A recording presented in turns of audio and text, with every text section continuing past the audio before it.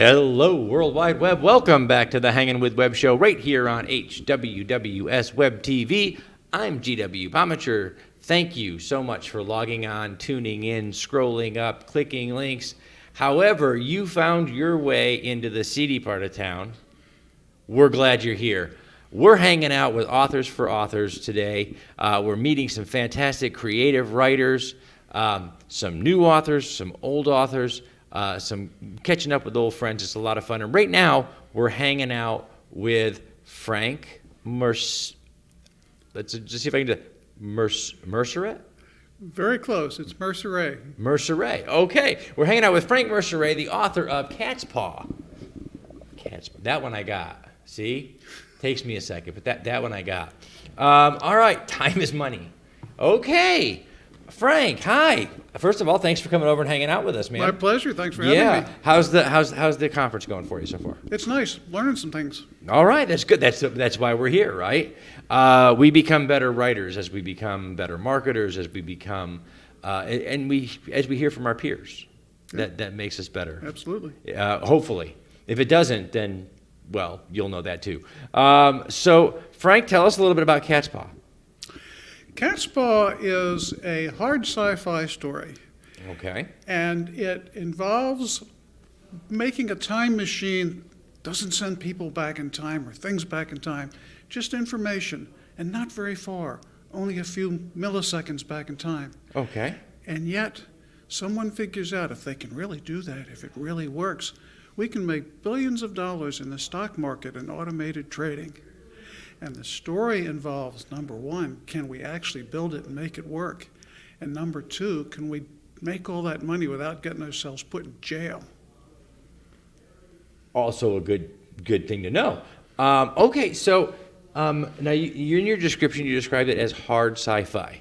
Right. And for those out here on YouTube who may not understand that term, let's kind of remind them what the difference between hard sci-fi is and something like sci-fantasy. Right. Yeah. Hard sci-fi focuses on real science and perhaps speculative things that might be able to be done with real science without having to invent new worlds. It takes place in the present day, in the present world, with just a little tweak to the existing science to make this possible.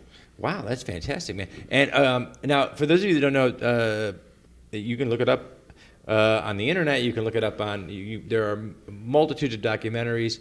The mathematics, the physics of time travel is on the cusp of knowing that the universe doesn't forbid it. There is math that would allow for, obviously jumping forward in time, simple, that's a matter of acceleration and speed. The interesting jumping thing backwards in time, the math doesn't forbid it, but it does make it difficult. It does indeed. This is the first in a series of 3 books that are all based on one piece of mathematics that actually is a real solution to Einstein's field equations. It's a real solution. Okay. If you tweak it a little bit, it could send you back in time. If you do it a different way, it can send you faster than the speed of light.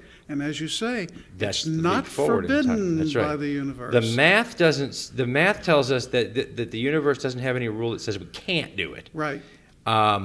It has several rules that say you're going to work for it, because there's a lot that goes into that. I mean, forward in time, again, easy, a matter of acceleration. If you can get to past the speed of light, then relativity says time for you is slower than time for me. Right. Yeah. And so you can jump forward in time.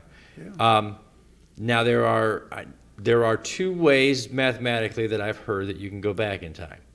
One is actually in reverse. The other is forward in time to the point of reverse, because the universe is circular, mathematically speaking, guys. Not like, it's not a sphere, it's mathematically speaking. Right.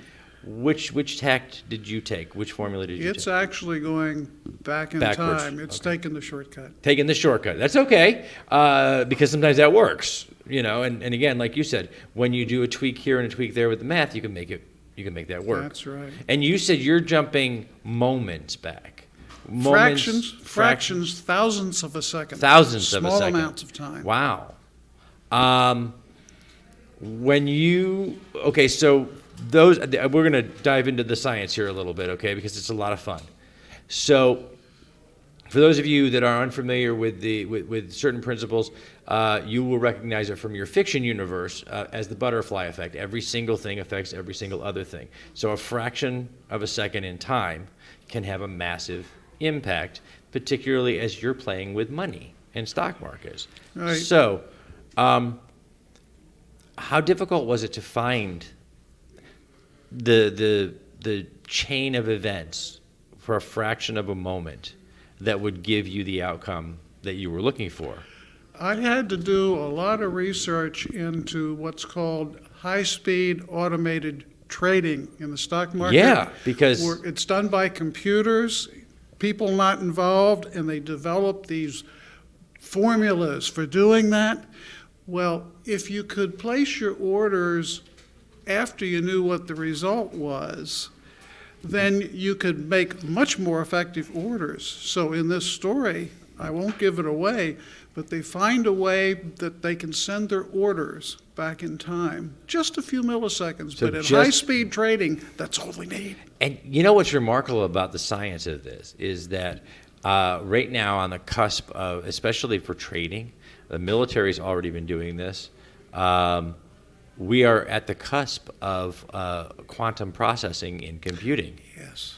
And that is, guys, for those of you that don't know, that is sending and receiving information and processing that information in on a quantum level at the speed of basically as fast as you can think it, the computer can now think it and get it done. So, you know, the impact of that on financial markets is just vast, because being able to make a decision and not having to wait the endless minute Right. that it transmits can have a vast impact. So the idea of saying, okay, what if we could know not just faster than that minute, but a second before that? You could go back and do the decision, make a decision, and have the decision reflected the moment before. Right. And so it's a vast impact on trading in the market. Now, you make all that money, and you took it one step further, because the science of getting me back in time, that wasn't enough for Frank. And then the science of having me use that to make money, that wasn't enough for Frank. Now Frank had to dive into how does he keep me out of jail?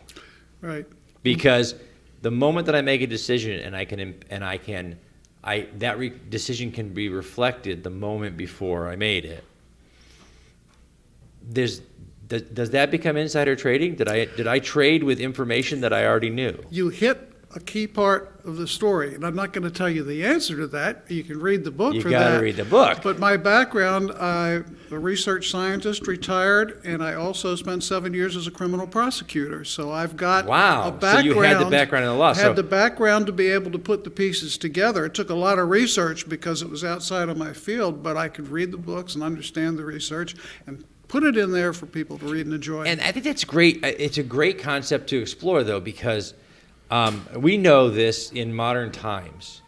Sometimes the tech and the law they're not moving at the same speeds. Definitely. So as the internet has expanded, we have had to deal with the idea that we didn't have laws to govern the wild west of the internet because, well, we didn't have the wild west of the internet, so we didn't make a law. And then later, when we did have laws to govern maybe the communication effects of the internet or whatever, we didn't have effective law enforcement because how do you catch bad guys when you don't even know the science that they're using? And now we're looking at something and saying, okay, time travel has a whole set of and you guys who are on the internet, I know you guys know this because if you're on the internet, you've watched Back to the Future, and so you know time travel is going to have to, if you could do this mathematically and scientifically, it would have to come with a set of rules. Whether you are a string theory fan and you believe in branch dimensions, or if you are a kind of a classic go back and affect the same timeline, it has to have rules. If you can do this, it also has to have laws, because is it insider trading if I told myself? I mean, come on, really. I'm the one that came up with the idea, but I came up with the idea after I knew the outcome. So is it if you know that the horse is going to win, is it still cheating? It's the fastest horse. Might be. It might be. You got to write the laws to match it up. It's an interesting concept to dive into. So you dive into the hard science, Right. dive into the legalities and the minutia of, hey, if you could do this, because you can do a thing, should you do a thing? And that's another important part of the storyline. Yeah, that's awesome, man. What inspired this? Where did this come from? I mean, Oddly, okay, he dreams funny, but that's okay. We know that already now. Oddly enough, I retired from NASA for the specific purpose of writing a novel, but it's the sequel to this one. And as I was developing, and it's coming out in November, by the way. So you have to build your universe first, Right, though. it's called Wake Turbulence. But when I was writing that, I was also taking a course in creative writing to build my skills and so forth. And one of the assignments was, from a work you have in progress, take one of the main characters and write a short story. So I took one of the main characters from the sequel to this, and I wrote this as a short story. And then I liked it as a short story. It became a novella. I took it seriously, and it became a novel. And it was a bit shorter and a bit less complicated, so it took less time to write, and published it first because it's the first chronologically. That's fantastic. That's awesome. The sequel's coming in November. Right. And this is Cat's Paw's out right now, guys. You can check the links down below to make sure you can click on over and check out Cat's Paw. Now, as a scientist, was there a challenge in taking the science, and of course your background being in science and in law, was there a challenge in dumbing it down for guys like me? Dumbing it down is the wrong word, and it's misleading. What I had to do was to make it accessible, which means I had to use language that is understandable and analogies so that people could see what the concepts were. And if there's going to be any jargon in there, that has to be explained and used in a context where it comes across as naturally. And I had peer groups, review groups, beta readers, and a very, very good editor to help me to do That's that fantastic. well. It is and crucial elements, all crucial elements to building a story that is something that is relatable. As you said, dumbing it down may be the wrong term, but the idea is that, you know, we don't all speak science and we don't all speak law. Right. But I think for the most part we can all understand these concepts when they're broken down for us. It's just the idea that if you spend a lifetime speaking these languages, it's kind of how you talk. It's like, this is how I write. This is who I am. Exactly. And then you have to have somebody look at you and go, yeah, dude, I had no idea what you just said. Right. Now let's translate that into English. Yeah, translate that into like artist talk, because believe me, we don't math. if we can avoid it. And there are no equations in there. See, there you go. So what a fun idea, though. And now you have the sequel coming. Now, you said you took one character from the sequel and took built one this? character and then built this, and it turned out there's some characters that evolved in this that then I put back into the sequel, so they fed back and forth across each other. That's awesome. That's good storytelling. It really is, because as you build a universe, you build people, and you really are building human beings, and they will go on in another story. Right. And so many times, especially writers who do their first book, a lot of times what will end up happening is those characters will kind of fall off the edge because we're kind of narrowly focused on our journey.